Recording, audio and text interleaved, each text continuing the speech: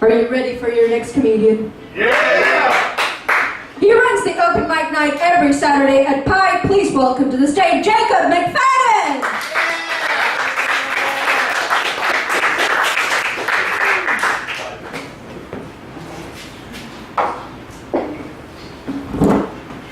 I fucking hope that's going to be a lot longer of an introduction. I am not prepared. Hi everyone, I'm Jacob McFadden. Hey, Jesus Christ. This is my first time at McCormack's. This is my first time. Oh, yes, thank you. The bathrooms here have no door on the toilet. I have to take a shit. I'm in a moral quandary. Do I really have to shit? Or am I okay with you seeing my dick if you walk in that direction? I'm not. It's my first time ever performing at McCormack's. It's my first time ever performing in an Irish pub. But one time, I was performing in an Irish pub, and I had taken acid before getting on the stage. And the light seemed really cool when I got here, and now it is distracting as shit. That one time. That one time when I did that one Irish comedy club. Hey, there's a lot of comedians here, right? Almost everybody. Yeah. You ever get on the internet and convince yourself you have autism? Yeah. All that shit is very convincing. It starts off pretty simple, like, hey, do you ever drool? And then it's, do you breathe? And that shit, like, all of a sudden, I feel like I have every fucking form of autism there is. The one that gets me is, do you ever make metaphors that nobody else can understand? Yeah. All the time. My mother dropped out of college in her first year. She said, what's college like nowadays? I said, well, it's like driving an expensive sports car underneath the trailer of a semi-truck. You guys don't get that. It's a very funny thing. It's a very smart metaphor. I have autism. Now listen, the sports car is student loans. That's my year at college. It's 24, 2 semesters, $48,000 a debt. The semi-truck is the first 2 years of $48,000 a debt. And I'm cruising along, and if I poke my head up, I get decapitated. That's the metaphor! It makes perfect fucking sense! I have autism. That's what I'm learning out of this. I am fascinated by mental illness. Completely fascinated. Which is ultimately very unfulfilling. I'm also fascinated by illness in general. I love the concept of someone being terminally ill. I think that person is very lucky, because their life has a direction. It is down, it is ending, but it's something. All right.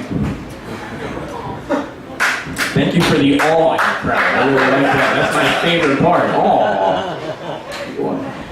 I'm getting laid. Someone's very sympathetic out there. Death stopped being so attractive to me once I realized I was too old for the Make-A-Wish Foundation. It's not really a joke, that's an observation. My wish was that I could have dreadlocks. I'm not much of a dreamer. Just really what I wanted. How sweet would I look with dreadlocks, let's be honest. Dreadlocks or dreadrocks? Both of them. Go to fucking every Sublime concert there was. But, being a college student is kind of fun if you like death. Because, you're constantly surrounded by the idea of death. Every day on a college campus is just another day to watch a teenager's dreams die. You said this would be covered by my loans. It's not. Yes. Fuck you, 18-year-old blonde girl from Nova. I actually had a run-in with one of these kids today. I went to go get some coffee on 4th Street in a store with no door and no sign. I walked in and there was a young man explaining to the black guy behind the counter that he wasn't sure if he was asexual or pansexual. This went on for 10 fucking minutes while I was waiting to call. I tried to interject, by the way. I tried to interject and say, hey, let's move it along! Guy couldn't decide what kind of coffee you wanted, what kind of creamer you wanted, how much sugar you wanted. But my favorite part of this interaction is he said, I just have to really know someone before I can decide whether or not I'm sexually attracted to them. Which is interesting. Because I have to really know someone before I decide whether or not I'm not sexually attracted to them.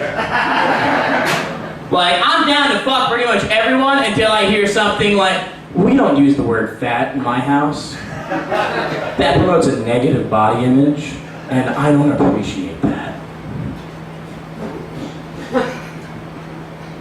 I'm not fucking you. Fat whore. All right, that's my time. Thanks, everybody.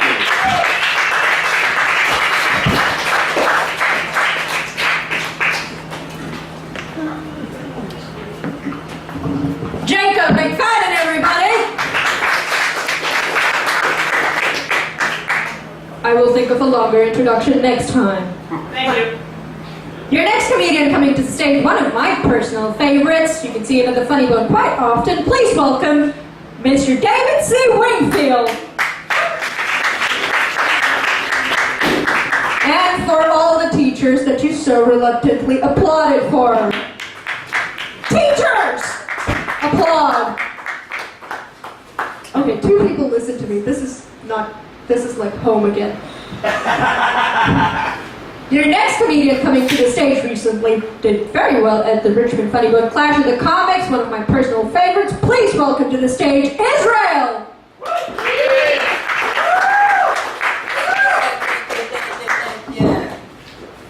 Call Mason, what's happening? What's happening? God damn, I said what's happening, shit! Damn, man.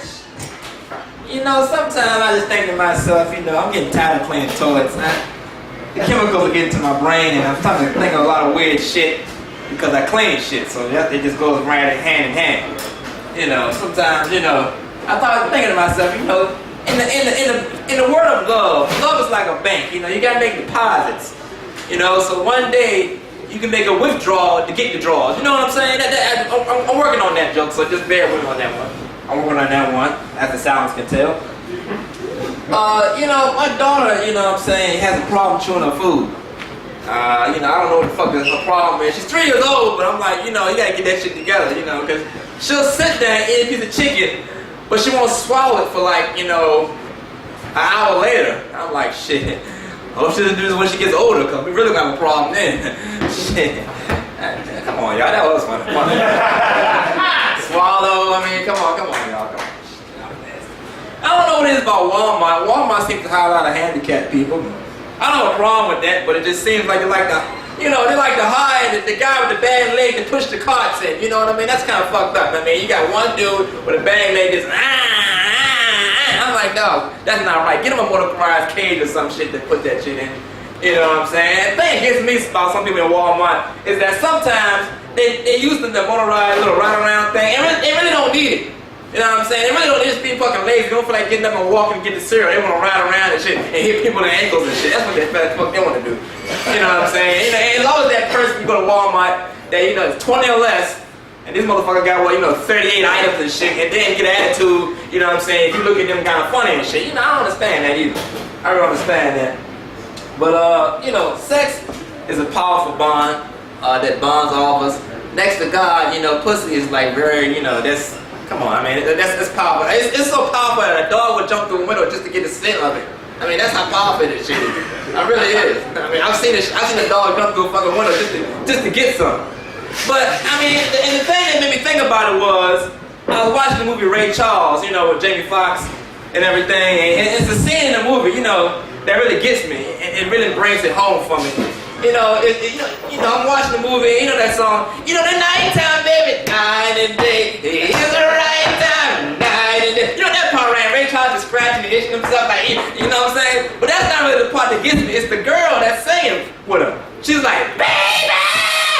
I mean, come on, let's admit, a woman's not gonna holler like that unless she puts some dick down. I mean, come on, let's be real with that shit. I mean, Ray Charles blind and play was putting dick down. I mean, I'm like, damn, what is he doing to her? And then she killed herself. I'm like, if sex is not powerful, I don't know what the fuck is. It really is, a powerful thing. But anyway, we on this one right here. You fucking off the stage. And anybody just, sometimes you just your body feels sore, like you just want to go home and soak in a tub of Epsom salt. I mean, that's what I feel like right now. I'm like, shit. Sometimes, I'm old school. I'm getting older too. Sometimes I need my back rub, my dick suck. That's all I want. I mean, that's not too much to ask. It really is. You know, sometimes you just want your back rub, your dick suck, and go to sleep. I mean, that's the way you feel sometimes. You know? But, I went to the club with some Jamaicans.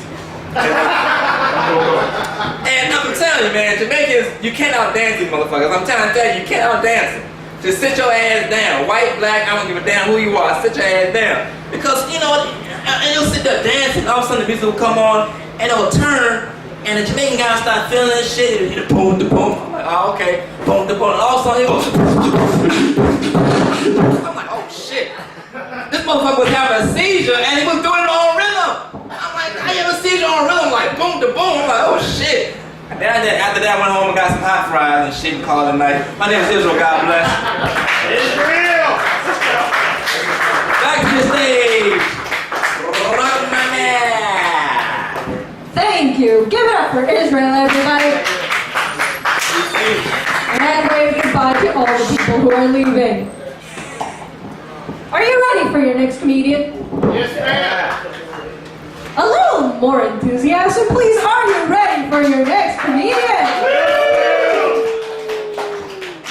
And don't call me ma'am. Your next comedian coming to the stage, a good friend of mine. Please welcome Remo!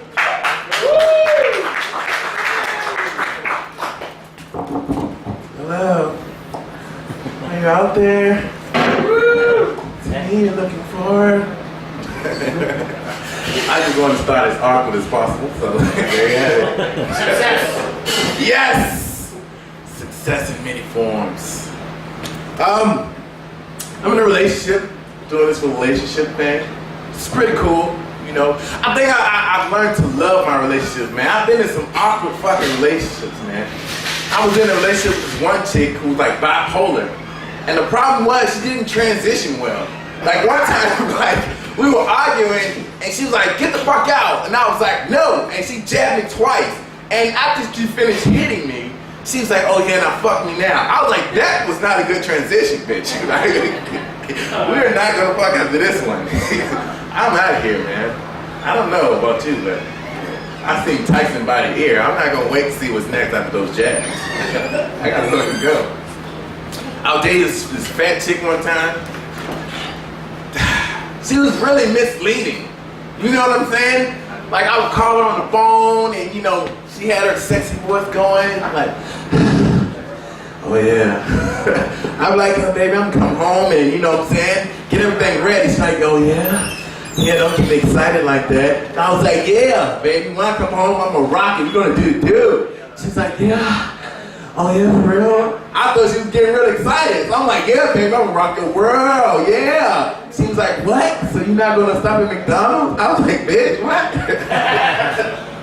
This is not love, what we're going through here. One time I was getting it, you know, I was going in, I was getting it, you know, I had it from the back, I was doing my thing, I started to do moves. You know, when you get it, you start to do little moves and shit. So I was doing my little moves and shit, and she was making her noise, So when I went to pull her hair, I noticed when she looked back, she had like mustard sauce and shit. Like the bitch was sitting there eating a ham sandwich the whole time, you know. I'm thinking I'm doing something. She was fucking pigging out. That was a project. Oh man. I had something else. I don't know. I recently went over to my friend's house, and I thought he was broke, but he was actually a college student. And the crazy thing is, like, he started calling shit that wasn't furniture. Like, he called the carpet furniture. Like, just sit over here on furniture. I was like, really? That's crazy.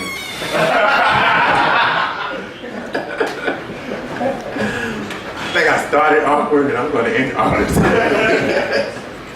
It's one of those nights, man. Oh man. Let's go with an old faithful. So I have a baby at home, a 9-month-old baby. I love her to death, but she's a psycho. That bitch crazy, man, you know. One time, you know, I was sitting in a room I'm on my phone, you know, I'm in my own world, I'm on my phone. She started to crawl up my side or whatever. And it's like, you know, okay, that's cool. She gets around my neck and just a fat ass piece of drool comes down, like I almost drowned. It's like, those one, you know, one of those drools that you hear touch, it's like, blah. So when she hit that, I was like, oh my God, what the hell? I tried to do like this, and then like she like dodged my hand. I just like the Matrix. She was like, like she slapped the fuck out of me like Mississippi pimp slap. Like I thought I owed her some money afterwards. I don't know. Like. No, I did 6 years in the Marines. You know, I did a lot of training. So my first thought after the hit was to protect myself. So after she hit me, I just like, I reached back and I DT'd her, bam, like right on the bed. That was, it happened real fast, okay? And you know what? You guys are really awkwardly silent. That bitch had it coming. Don't feel for the baby now. No, but this. She like did some thug shit. Like she turned over and did 2 push-ups. Then she started to get up. You know what I'm saying? And it wasn't no baby laugh. It wasn't ha ha gaga goo goo. The bitch like ha ha. I was like, what? She's like, Daddy. She started doing this shit. I was like, I don't know. She took her onesie off. I left. I was like, fuck this shit. The bitch started screaming YOLO while I had my back turned. I don't know what that was all about. That got awkward. Anyway, that's my time. Thanks for listening to my bullshit.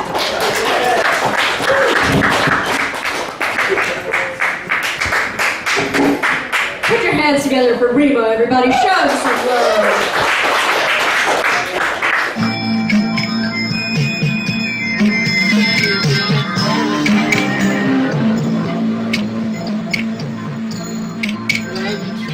Thank you.